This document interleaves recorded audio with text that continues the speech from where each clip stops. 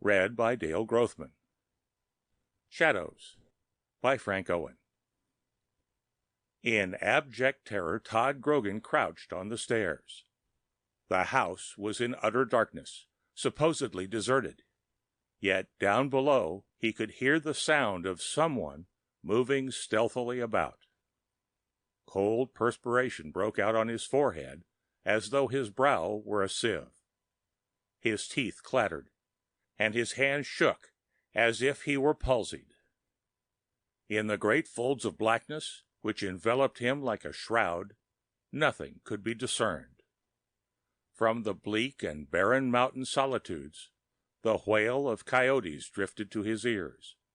But from the room below came a sound still more terrible, the faint rustle of someone moving cautiously about.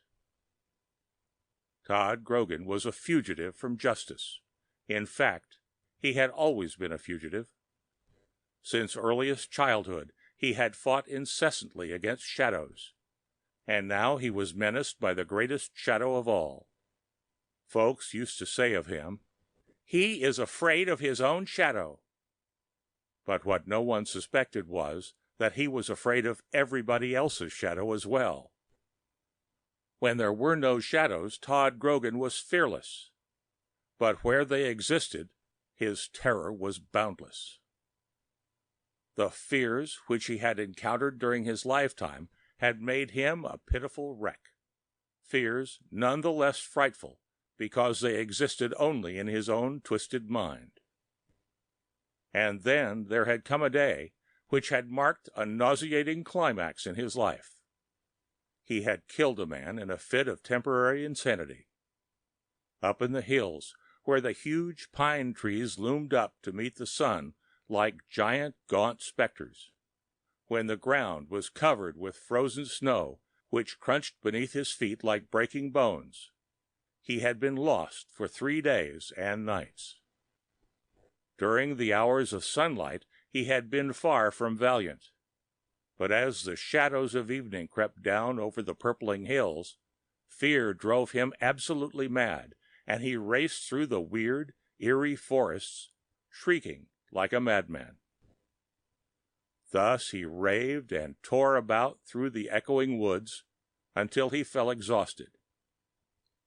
Then one night, as he rushed through the mountains in the pitch blackness, he had run full tilt into a man. With a cry of terror, Todd Grogan drew his knife and struck. When the authorities found him, he was still chopping away at the shapeless, lifeless body.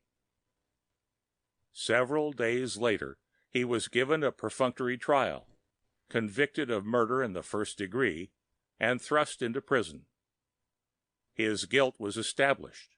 The trial was merely a legal formality. Then followed the dreary hours of solitude, unbroken save when the old guard brought him food.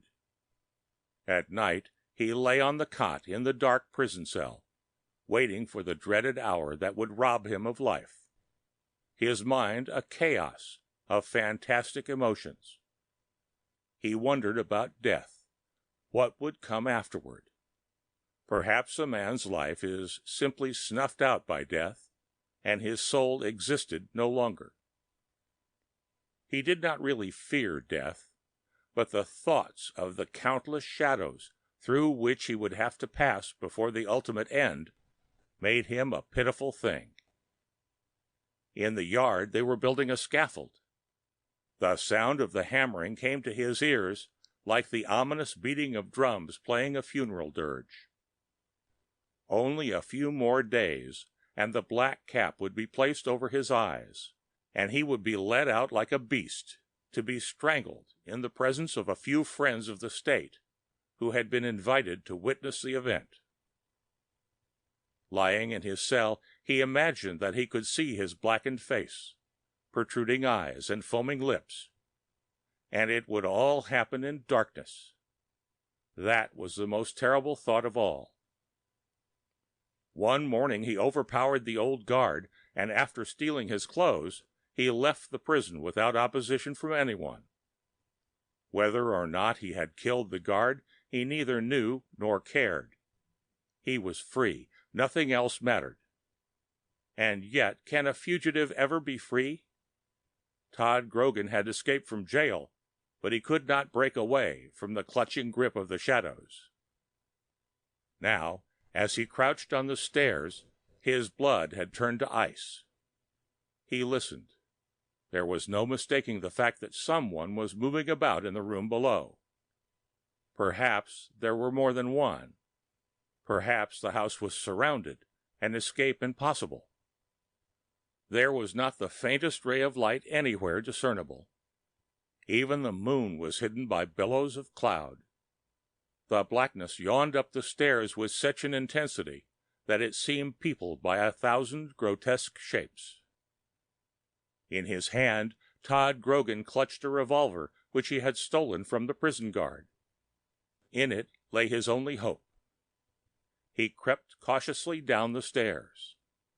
The boards creaked as loudly as the snap of a whip. At the foot of the stairs he paused. The sound was much more distinct now. He tried to locate the corner from whence it came, then fired twice. For a moment he waited. And then, as the sound was repeated, he knew that he had failed. Again he fired. Once, twice, 3 times. But the sound continued. He only had 1 cartridge left. He hesitated for a fraction of a second only. Then, placing the revolver at his temple, he fired the last cartridge. And now the moon broke through the clouds and shone softly into the room. Todd Grogan's body lay in the direct path of the light. His glazed eyes seemed turned toward the moon.